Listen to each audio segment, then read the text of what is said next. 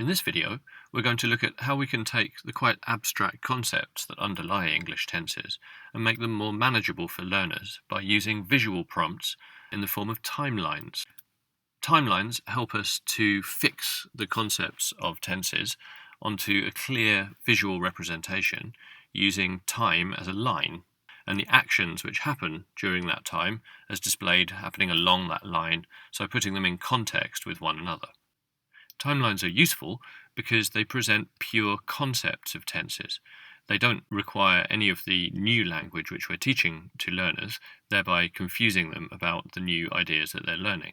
So useful to isolate the concepts of the tenses before we go on to present the examples of the tenses being used.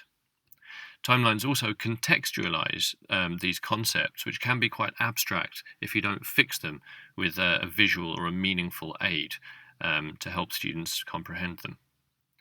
They show the relationships between actions visually, and we can include different types of action or event or time reference with little pictures, with diagrams, and we can help students understand the relationship between these in sentences easily and kind of in a fun way, rather than just concentrating on sentences and word examples, which can get boring.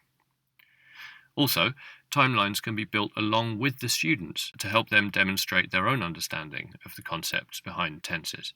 Don't feel that you have to stand at the front of the room presenting these timelines on your own, but ask the students to help you fill them in and add the details that they can see in the sentences, and thereby checking and confirming their understanding of the concept. So, let's have a look at some timeline examples and the types of action that we can show.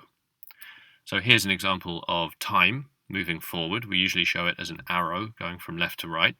And the action that we display on this line depends on the aspect of the tense that we're teaching.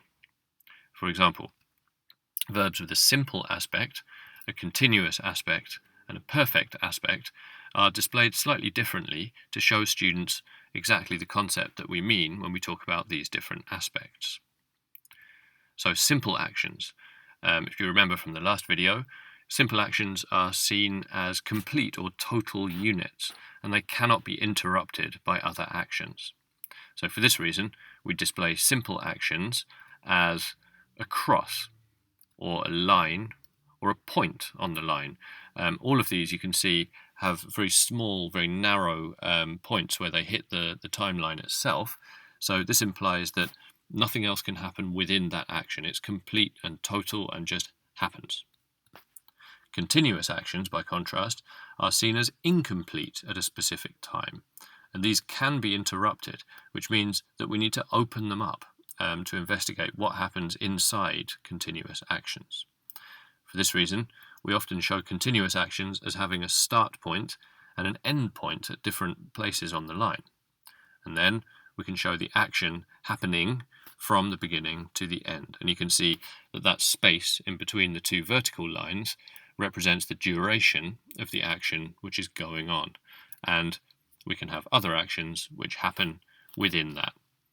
So, for example, we could say that I was walking down the street, past continuous, when I saw an accident. Or I was walking along the street when I realized that I'd left my keys at home.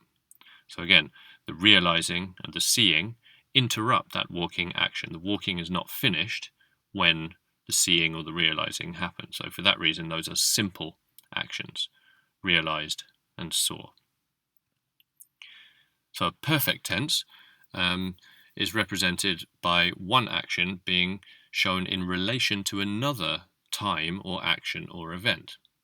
So let's use a line here to signify a time, a point in time, and a cross there to represent a simple action. So a present perfect simple action would still have a simple diagram on there on the left. That cross represents the simple action. So we can say that the simple action, the cross, happens in relation to the line, the time. For example, in the present perfect simple sentence, I've eaten breakfast, that would be eaten breakfast, and the line would represent now. So I have eaten breakfast right now. Present tense, because we're seeing that action in terms of the moment of speaking, or now. In a past perfect simple tense, we could talk about something had been finished, or someone had finished the job before another point in time, which would be in the past.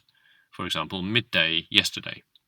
So we can say that by midday yesterday, he had finished the job. We're seeing finishing the job in terms of that time happening after it. So perfect actions can also be shown by an action happening before another action. For example, in the sentence, the film had started, just as before, the previous action is the perfect one. The film had started by the time we arrived. So here we've got a past simple action referring back from the past simple action to the past perfect action. So you can see there's a relationship between those two actions in time. So very simple. We can use crosses, lines, points, arrows, and they all display different aspects of how we see the tense. So how do we draw a timeline? Well, the first step, if we want to fix an action in time, is to identify where now is. Now is always a good starting point, because now is now, right? The students all share an understanding of now, and that helps to put the actions that we're teaching into a context. So with present tenses, we would put now in the middle of the line, because present tenses tend to describe things which are happening right now or around now. So we need lots of space on the left and the right on our line to show different actions and times and events.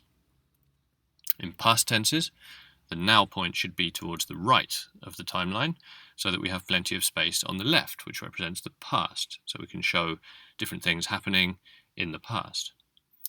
And if we want to show future forms, we should do the opposite, right? The now point should be on the left, and then we have lots of space for us to draw things on the right-hand side, or the future of our timeline. So let's have a look at present tense.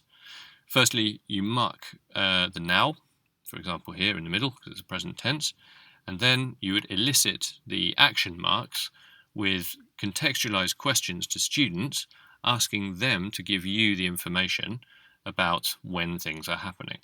And you can also use CCQs, or concept checking questions, to check that they're understanding exactly when this is happening. So, for example, we would say, okay, in the sentence, I am teaching you how to draw a timeline, when did I start teaching you? In the past or in the future? Well, it's in the past, so I started teaching you there.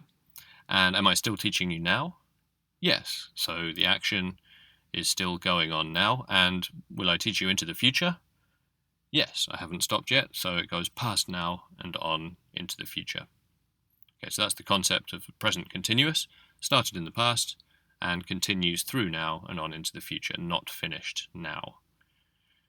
And then finally, you can decorate your timeline with little notes, little verbs, pictures, arrows, and everything to help them remember what's going on. So, for example, here I started teaching in the past, and I'm still teaching now, so we can put that on there.